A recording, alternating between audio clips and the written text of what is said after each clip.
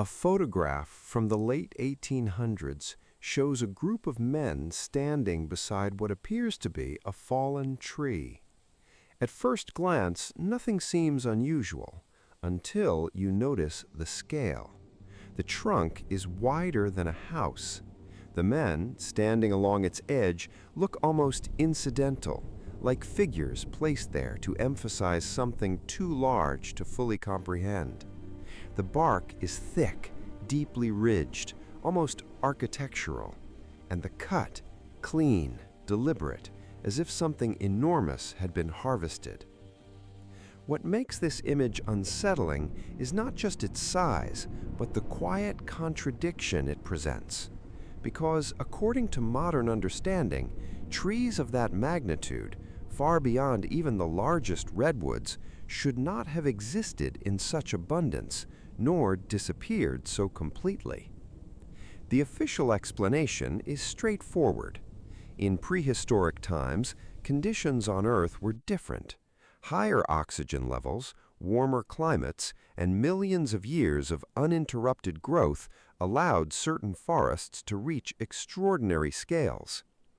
Fossil records confirm that ancient plants, particularly during the Carboniferous period, grew far larger than what we see today. Over time, natural changes, climate shifts, tectonic movement, extinction events reduced these ecosystems to what we now recognize as forests. And yet, when we look closer, the story begins to feel incomplete. Across different continents, there are scattered accounts, photographs, written records, even early geological sketches depicting tree stumps of unusual proportions. Not just tall trees, but trunks so wide they resemble foundations.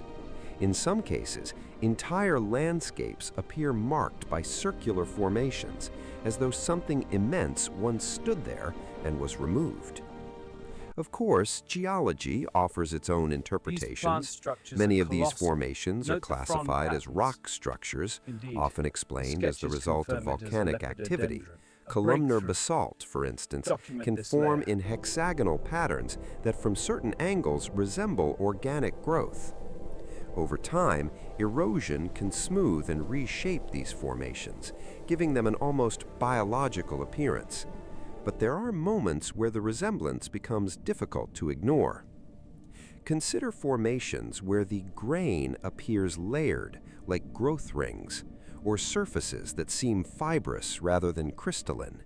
In certain regions, these structures are not isolated. They appear in clusters, spaced in a way that feels intentional, not random, but patterned. Still, coincidence is a powerful force, and nature often produces shapes that mirror life. Then there are the old photographs.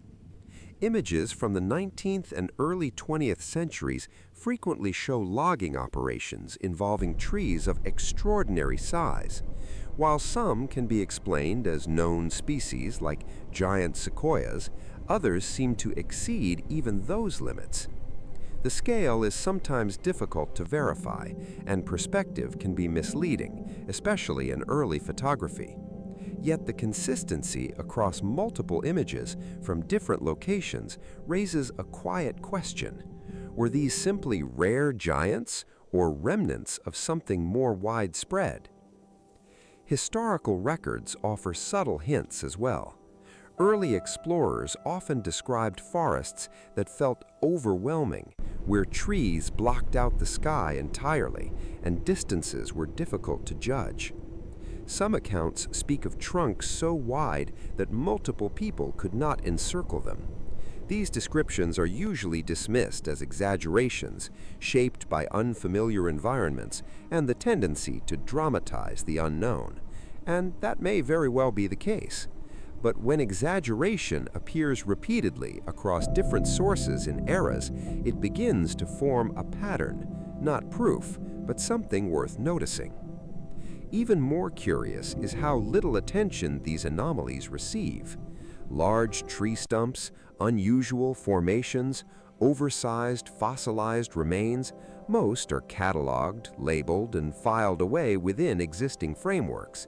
Rarely do they lead to broader questions about scale or historical consistency. The assumption remains that we understand the limits of Earth's past ecosystems, and anything that falls outside those limits must be reinterpreted to fit. Yet history has a way of revealing that what seems understood is often only partially explored. If ancient forests were truly more expansive than we imagine, if trees once reached scales that blurred the line between organism and structure, then their absence becomes its own kind of mystery. Not just how they grew, but how they vanished so completely that only fragments, ambiguous and often overlooked, remain. Perhaps the official explanations are entirely sufficient, and these patterns are simply the result of coincidence, perspective, and the natural tendency to see meaning where none exists. Or perhaps there are details that have not been fully examined, connections that have not been fully traced.